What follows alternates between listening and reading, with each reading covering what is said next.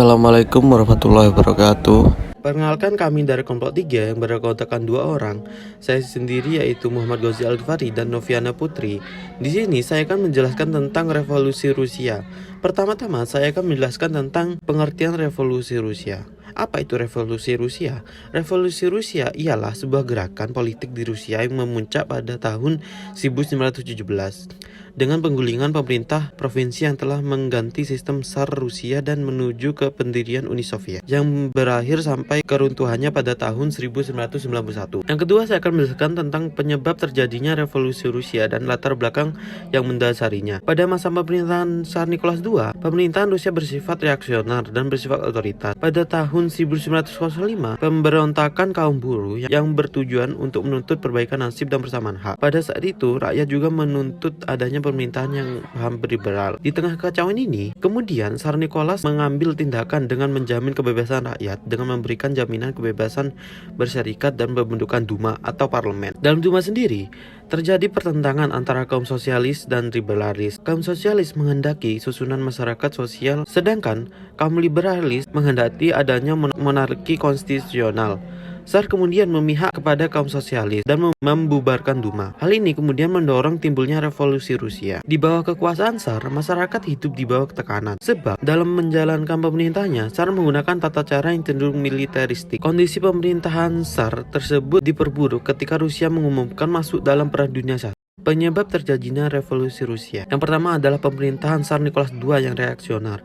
Ketika negara lain mulai mengakui hak-hak politik bagi warga negaranya, Tsar Nicholas II masih enggan melakukan hal yang sama. Ia masih mengizinkan terbentuknya Duma atau daerah perwakilan rakyat Rusia. Yang kedua adalah susunan pemerintah Tsar yang buruk.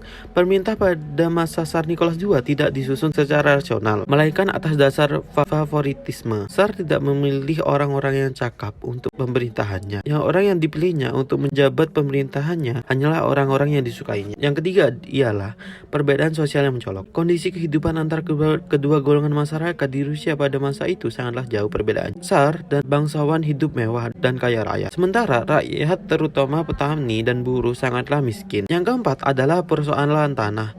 Perubahan kebijakan agraria oleh Menteri Solipin pada tahun 1906 hanya menghasilkan perubahan tanah-tanah Mir menjadi milik perseorangan anggota Mir. Yang kelima adalah aliran liberal-liberal yang mentangsar. Aliran tersebut sebagai berikut. Yang pertama adalah kaum liberal yang disebut kadet. Aliran ini menghendaki Rusia menjadi kerajaan yang berundang-undang dasar. Yang kedua adalah aliran kaum sosialis, menghendaki susunan masyarakat sosialis serta pemerintahan yang modern dan demokratis. Yang keenam, kekalahan perang. Ketika melibatkan diri dalam Perang Dunia I, sebenarnya Rusia tidak mempunyai tujuan perang yang tentu.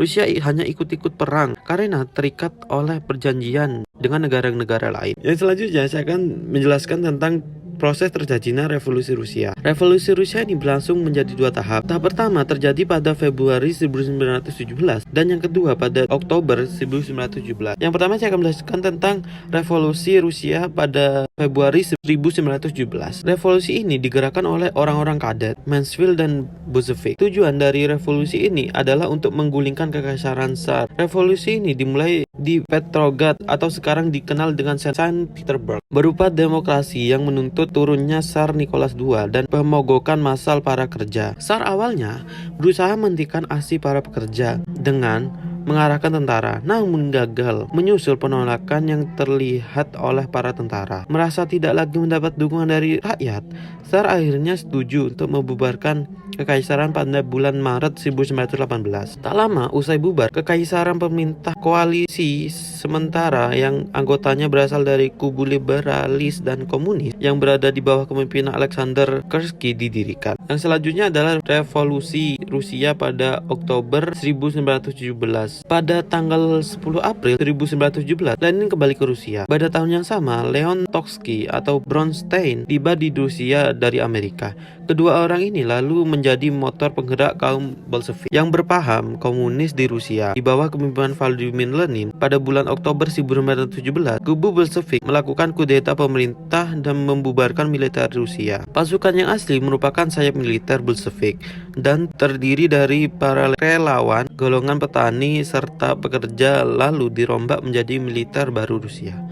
Pada saat pemerintahan Bolshevik kehilangan kepercayaan rakyat, kaum Bolshevik memanfaatkan dengan segera merangkul rakyat. Revolusi kedua ini dimulai dari Petrograd lagi. Tentara dan angkatan laut di Petrograd memihak kepada Lenin. Disusul dukungan dari tentara di front. Pada tanggal 25 Oktober 1917, pemerintah Menshevik digulingkan dan kaum Bolshevik menjadi alih kekuasaan pemerintah. Setelah kejadian tersebut, segera diadakan perubahan-perubahan besar, diantaranya diadakan perundingan berdamai dengan Jerman yang melahirkan perjanjian damai Brest-Litovsk pada tahun 1918. Yang kedua, segala tantangan piutang pemerintah saat dihapus dengan bank dimonopoli negara, tanah dibagi-bagi kepada petani dan buruh menyita pabrik-pabriknya, bahan makanan dikerahkan dan dibagi-bagi kepada rakyat. Revolusi yang kedua ini berjalan dan berhasil dengan baik, sehingga kaum Bolshevik dapat kedudukan yang kuat. Yang selanjutnya adalah pemerintahan Lenin pada 1917 sampai dengan 1924. Selama masa pemerintahan Lenin, terjadi hal-hal sebagai berikut. Yang pertama adalah pembentukan Komintern atau Komunis Internasional. Pada tahun 1919 terbentuk Komintern yang bertugas untuk memimpin partai-partai komunis di seluruh dunia. Komintern ini dilebur pada tahun 1947 karena berbau-bau imperialisme Rusia dan digantikan oleh Komintern atau Communist Information yang merupakan pusat propaganda komunisme di seluruh dunia. Yang kedua adalah pembentukan Uni Soviet sebelum tahun 1922. Rusia terdiri dari beberapa negara kecil yang bersatu di bawah bendera Federal Republik Soviet Sosial Rusia. Pada tahun 1922, federal ini diubah menjadi uni dan disebut Uni Republik Soviet atau Union of Soviet Social Republic. Kekuasaan pemerintah terpusat pada pemerintahan pusat. Yang ketiga adalah sistem perekonomian komunis. Ketika Lenin memegang pemerintahan, Rusia hendak disusun menjadi 100% komunis. Selama hasil produksi, baik industri maupun pertanian, harus diserahkan kepada negara. Nantinya negara akan membagi-baginya dengan adil. Akan tetapi, para petani menolak penyerahan segala hasil buminya kepada negara. Para petani ini juga tidak mau menanam lebih dari apa yang mereka butuhkan untuk hidup. Sebab sebanyak apapun mereka menanam, hasil yang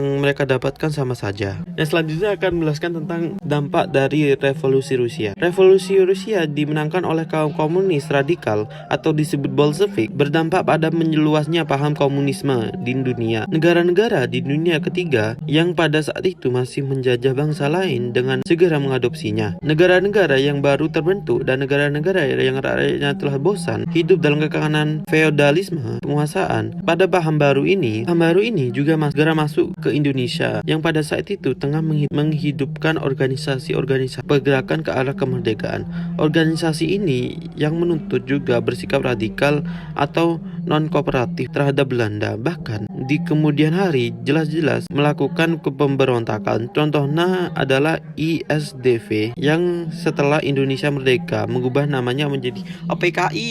Sekian presentasi dari kelompok kami. Mohon maaf jika ada salah penyebutan nama, kata, ataupun tempat dan lain sebagainya. Kami mohon maaf yang sebesar-besarnya. Wassalamualaikum warahmatullahi wabarakatuh.